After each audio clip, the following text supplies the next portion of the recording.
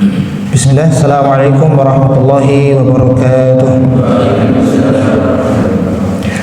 Alhamdulillah, alhamdulillahilladzi ja'ala asy-syamsa diyaa'a wal qamara nura wa qaddarahu manazila li ta'lamu 'adada as-sinina wal hisab. Ma khalaqallahu dzalika illa bil haqq. Wa nusalli wa nusallim ala habibina al-karim Muhammadin wa ala alihi wa sahbihi ajma'in, amma ba'd. Jamaah sekalian yang Allah muliakan, kita panjatkan rasa syukur kehadirat Allah Subhanahu wa taala. Dengan kudrah dan iradahnya, alhamdulillah Allah kuatkan langkah-langkah kaki kita di tengah malam ini untuk menjalankan suatu syariat yang disyariatkan oleh baginda besar kita Nabi Muhammad sallallahu alaihi wasallam dan diikuti para sahabatnya. Memang bukan hal yang wajib secara mutlak, tetapi bagi yang memiliki kemampuan, bagi yang memiliki waktu dan kekuatan, maka hal ini sangat disyariatkan. Oleh karenanya, marilah kita tengok bagaimana sejarah yang melatar belakangi sabda Rasulullah sallallahu alaihi wasallam tentang anjuran atau dalil diperintahkannya salat gerhana ini. Di saat itu, di tahun yang teramat sedih bagi Rasulullah sallallahu alaihi wasallam. Dan tahun tersebut tentu kesedihan itu dirasakan oleh sahabat Rasulullah sallallahu alaihi wasallam. Bahkan dimanfaatkan oleh kaum musyrikin Quraisy untuk menghina Rasulullah, untuk menjatuhkan Rasulullah. Tetapi bukan hanya kesedihan, bahkan rasa takut pun menyertai daripada diri para sahabat, bukan Rasulullah, pada diri sahabat. Rasa takut atas apa? Di saat itu teriring meninggalnya atau wafatnya anak daripada Rasulullah SAW, yaitu Ibrahim bin Muhammad. Nah, di situ juga suasana, cuaca dan alam itu gelap, gegap gempita, gelap gulita. Sehingga sebagian para sahabat menyangkut pautkan, apakah ini pertanda alam ini bersedih, alam ini tidak terima, dan yang lain sebagainya. Bahkan di riwayat hadis yang lain, di dalam riwayat Al-Mughirah contohnya, itu disebutkan wa yukhawwifuhuma. Jadi gerhana itu menjadikan orang itu takut, semuanya gelap. Dulu tidak ada lampu, gelap. Apakah ini tanda-tanda atas kematian daripada anak Rasulullah SAW? Akan tetapi turunlah daripada sabda Rasulullah SAW, inna syamsa wal qamar, sesungguhnya matahari dan bulan, ayataini min ayatillah, itu adalah tanda-tanda kebesaran Allah. Bahkan hanya sebagian tanda-tanda kebesaran Allah. Di luar matahari dan di luar bulan itu banyak sekali. La yang kasifani li mauti ahad wala li hayati. Ketika keduanya, matahari, bulan, itu sedang bergerhana, sedang melakukan gerhananya, itu bukan tanda atau bukan sebab karena kematian seseorang atau lahirnya seseorang di muka bumi ini, bukan itu. Kita boleh melihat kebesaran Allah, tapi fokus kepada siapa yang menciptakannya.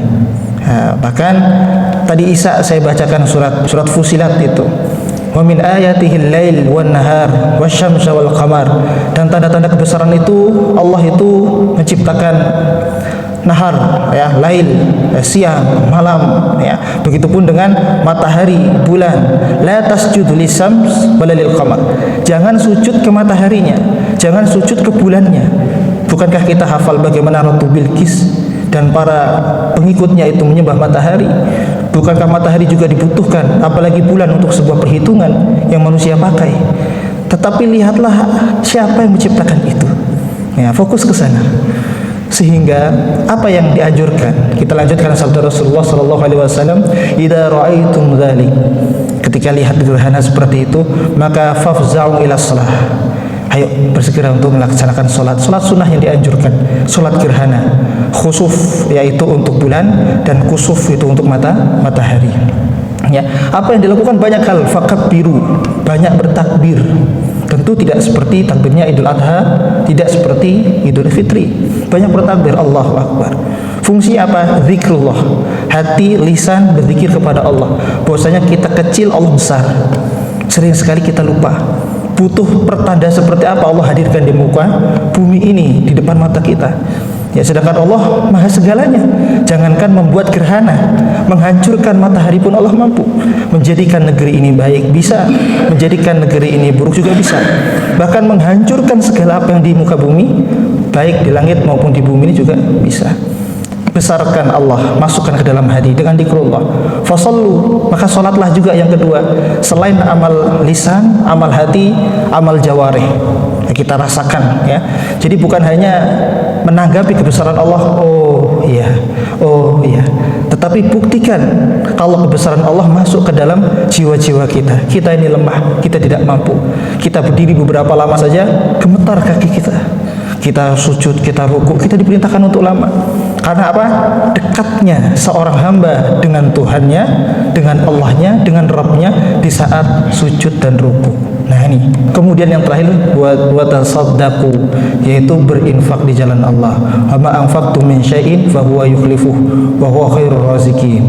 Barang siapa yang menginfakkan sesuatu di jalan Allah, maka Allah akan menggantinya, dan Allah sebaik-baik memberi rezeki. Nah, bahkan di ayat yang lain Allah merendahkan dirinya.